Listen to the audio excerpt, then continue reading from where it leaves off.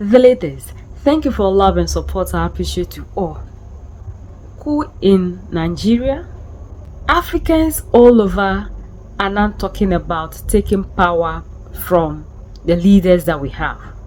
According to them, these leaders are not doing anything good to benefit the people. So if the only thing that they can do is to take power from them, they will gladly do that. According to this Nigerian man, nothing is working in Nigeria. And looking at all the things that are happening, he thinks that he will support anybody that will do any coup to overthrow the current government, so that there will be a regime change for Nigeria to have a better place. And even he himself is willing, and he will never hide it, to make a coup in Nigeria to overthrow the government of Nigeria. That is this what we call leadership? Leadership when there's hardship everywhere. Leadership when your people cannot have the life that they want. That is not possible. That he is ready to take power because he believes that the leadership currently in Nigeria has failed the people in Nigeria. But are we seeing a coup from a citizen who cares about the people, or another story where people are backed to cause a regime change? Africans, we know we are fed up with the leaders that we have, but we don't want the situation where we are running away from one thing to the other, like we are seeing happening in Gabon. That the same people we are running away from will be the same people that will be sponsoring people to take out people. So when we see that happen, it's still the same thing, because there wouldn't be any change. I am part of any arrangement, no matter whatever nomenclature or name, to remove the current government of incompetency, of insecurity, of dividing the Nigerian family between North and South out of power. I'll go into any arrangement for that purpose.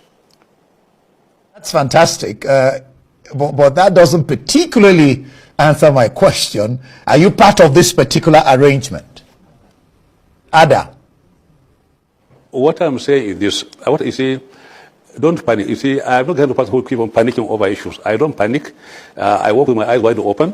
What I'm saying is that today in Nigeria, we've got a government which is dividing Nigerians along North and South, dividing Nigerians along ethnicity line, and also using institutions of the state in manipulating and controlling and coercing, the opposition. For instance, I just saw a program now of the governor of Akwa Ibom, and when I saw him speak, I just pitied him, because this is somebody who 2 years ago was unknown in Nigeria, unknown by anybody, who was then honored and dignified by PDP and made a governor. See him talking now.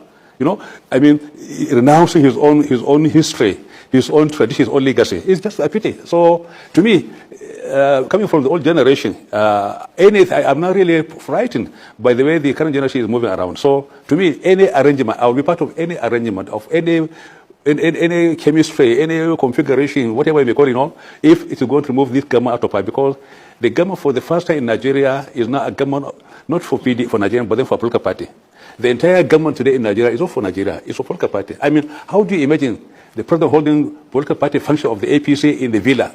A very, very secret place, which is sort of Nigerian power for all Nigerians, holding party function in the villa. So you could see how low we have sunk. You could see how really the country is literally gone under Tinibu.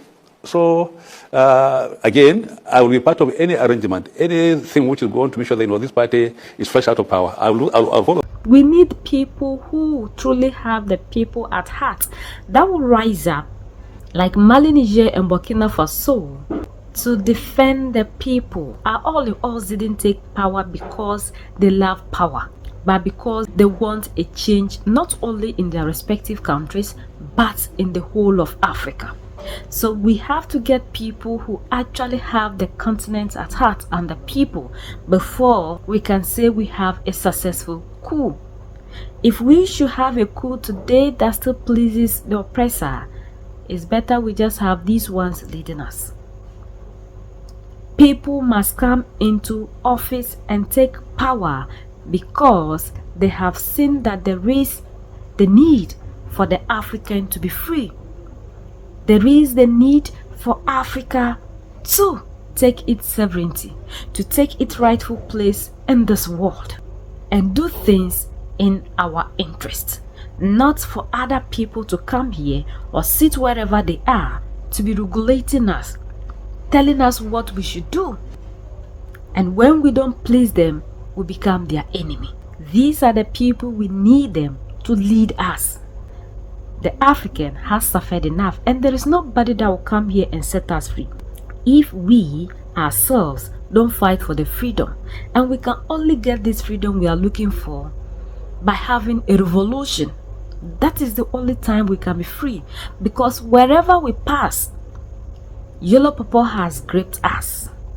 We are being regulated because there are systems everywhere. So before we can break out of these systems, we need a revolution. That is why we are seeing in Mali, Niger, and Burkina Faso coups. We are the only ones that can set ourselves free. United we stand, divided we fall, and united we keep standing forever and ever. The greatest enemy of the African is mental slavery. So let's decolonize ourselves from mental slavery. Let's keep sharing to educate our brothers and sisters. Together we make Africa great for ourselves and the next generations that are going to come. So that's the latest around the world, in Africa, West Africa, and in Nigeria.